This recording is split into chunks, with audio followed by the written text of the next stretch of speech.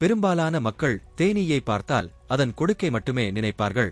ஆனால் இயற்கையின் மாபெரும் தத்துவம் அந்தச் சிறிய உயிரினத்திற்குள் இருக்கிறது.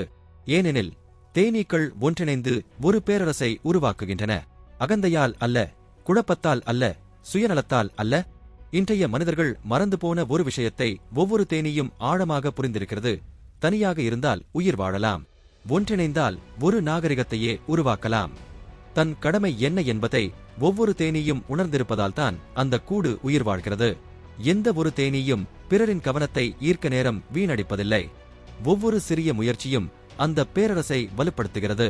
சுற்றி இருக்கும் மனிதர்களுடன் போட்டியிடுவதை நிறுத்திவிட்டு ஒன்றிணைந்து உருவாக்கத் தொடங்கினால் வாழ்க்கை எவ்வளவு சக்தி வாய்ந்ததாக மாறும் என்று கற்பனை செய்து பாருங்கள். தன் தனித்துவத்தை இழக்காமல் எப்படி ஒற்றையாக நிற்பது என்பதை தேனீ நமக்கு கற்றுத்தருகிறது. தேனீக்கள் எவ்வளவு சோர்வின்றி உழைக்கின்றன என்று பாருங்கள். கைதட்டல் இல்லை, பார்வையாளர்கள் இல்லை, குறுக்கு வழிகள் இல்லை. பெரும்பாலான மக்கள் குறைந்த உழைப்பில் மிகப்பெரிய வெற்றியை விரும்புகிறார்கள். ஆனால் ஆயிரக்கணக்கான முறை மீண்டும் மீண்டும் செய்யப்படும் சிறிய செயல்களால் மட்டுமே பெருமை உருவாக்கப்படுகிறது என்பதை தேனீ புரிந்திருக்கிறது. கோடிக்கணக்கான சிறிய துளிகள் சேரும்போது அது அசாதாரணமான ஒன்றாக மாறுகிறது. வெற்றியும் அப்படித்தான். சிறிய பழக்கங்கள், சிறிய முன்னேற்றங்கள், தினசரி செய்யப்படும் சிறிய ஒழுக்கமான செயல்களின் கூட்டுத்தொகை. தேனீக்கள் உழைக்கும் போதே இனிமையை உருவாக்குகின்றன. அதை சற்று சிந்தித்துப் பாருங்கள். இந்த உலகம் கொடூரமானதாக, குளிர்ச்சியானதாக, போட்டி நிறைந்ததாக இருக்கலாம். ஆனாலும் தேனீ தேனை உருவாக்குகிறது. உங்கள் கடின உழைப்பு உங்களுக்காக மட்டுமே பயன்படக்கூடாது. அது மற்றவர்களுக்கும் பயனுள்ள ஒரு மதிப்பை உருவாக்க வேண்டும். உண்மையான வெற்றி எப்போதும் தன் பின்னே ஒரு இனிமையை விட்டுச் செல்லும். தேனீக்கள் தங்கள் முக்கியத்துவத்தை மற்றவர்களுக்கு விளக்கி நேரம் வீணடிப்பதில்லை. அவை தங்கள் வேலையைச் செய்கின்றன, அமைதியாக. ஆனால் பல மனிதர்கள் இலக்குகளை உருவாக்குவதை விட அதை பற்றி பேசுவதற்கே அதிக ஆற்றலை செலவிடுகிறார்கள். தேனீ நமக்கு நினைவூட்டுகிறது, வார்த்தைகளை விட செயல்களே உரத்த குரலில் பேசும். தேன்கூட்டின் அந்த பேராற்றலை கவனித்துப் பாருங்கள். ஆயிரக்கணக்கான தேனீக்கள் நம்ப முடியாத ஒருங்கிணைப்புடன் ஒன்றாக நகர்கின்றன. குழப்பம் வாழ்வை அழித்துவிடும், தெளிவான நோக்கம் திசையை உருவாக்கும். பல மனிதர்கள் தொலைந்து போனதாக உணர்வதற்கு காரணம் அவர்கள் எந்த ஒரு லட்சியமும் கட்டமைப்பும் இல்லாமல் விழிப்பதுதான்.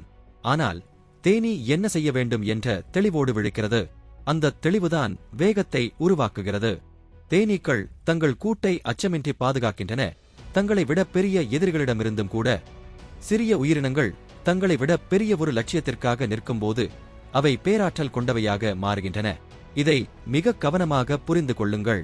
தேனீக்கள் இயற்கையோடு போராடாமல் அதோடு ஒத்துப்போவதால் மட்டுமே உயிர் வாழ்கின்றன. அவை பருவநிலைக்கு ஏற்ப சரியான நேரத்தில் சரியான சமநிலையோடு நகர்கின்றன. ஆனால் மனிதர்களோ எல்லாவற்றையும் உடனடியாக பெற வேண்டும் என்று பிடிவாதம் பிடித்து தங்களைத் தாங்களே அழித்துக் கொள்கிறார்கள். தேனீ பொறுமையை கற்றுத்தருகிறது. வளர்ச்சிக்கு நேரம் எடுக்கும், தேன் உருவாக நேரம் எடுக்கும், பேரரசுகள் உருவாக நேரம் எடுக்கும். ஒரு தேனீ தனது குறுகிய கால வாழ்க்கையை தேன்கூட்டின் எதிர்காலத்திற்காக அர்ப்பணிக்கிறது. இன்றைய கலாச்சாரம் மனிதர்களை தங்களை பற்றி மட்டுமே சிந்திக்க கற்றுத்தருகிறது. ஒரு அர்த்தமுள்ள வாழ்க்கை என்பது நீங்கள் எதை ஆதாயமாக பெற்றீர்கள் என்பதைக் கொண்டு அளவிடப்படுவதில்லை, நீங்கள் எதை உருவாக்க உதவினீர்கள் என்பதைக் கொண்டுதான் அளவிடப்படுகிறது. ஒருவேளை இதுதான் மிக ஆழமான பாடமாக இருக்கலாம். தேனீக்கள் இல்லாவிட்டால் ஒட்டுமொத்த சுற்றுச்சூழல் அமைப்பும் சத்தமில்லாமல் அழிந்துவிடும். அதாவது சிறிய உயிரினங்களும் மாபெரும் முக்கியத்துவத்தை தங்களுக்குள் கொண்டிருக்க முடியும். இந்த உலகம் உங்களை கண்டுகொள்ளவில்லை என்பதற்காக உங்கள் மதிப்பை ஒருபோதும் குறைத்து மதிப்பிடாதீர்கள். உலகின் மிக முக்கியமான மனிதர்கள் பலர் எந்த பாராட்டும் இல்லாமல், புகழும் இல்லாமல் அமைதியாக உழைத்துக் கொண்டிருக்கிறார்கள். ஆனாலும் அவர்கள்தான் ஒட்டுமொத்த உலகையும் உயிரோடு வைத்திருக்கிறார்கள். எனவே தேனீயைப் போல மாறுங்கள். தொடர்ந்து உழையுங்கள், மற்றவர்களுடன் இணைந்து உருவாக்குங்கள். உங்கள் உழைப்பின் மூலம் இனிமையை ஏற்படுத்துங்கள். உங்கள் லட்சியத்தை உக்கிரமாக பாதுகாத்துக் கொள்ளுங்கள். பாராட்டை தேடுவதை நிறுத்திவிட்டு பங்களிப்பை அதிகப்படுத்துங்கள். உண்மையான பேரரசுகள் சத்தமிடும் ஒரு மனிதனால் உருவாக்கப்படுவதில்லை, ஒரே நோக்கத்துடன் அமைதியாக நகரும் ஆயிரக்கணக்கான உழைப்பாளர்களால் மட்டுமே சாத்தியம்.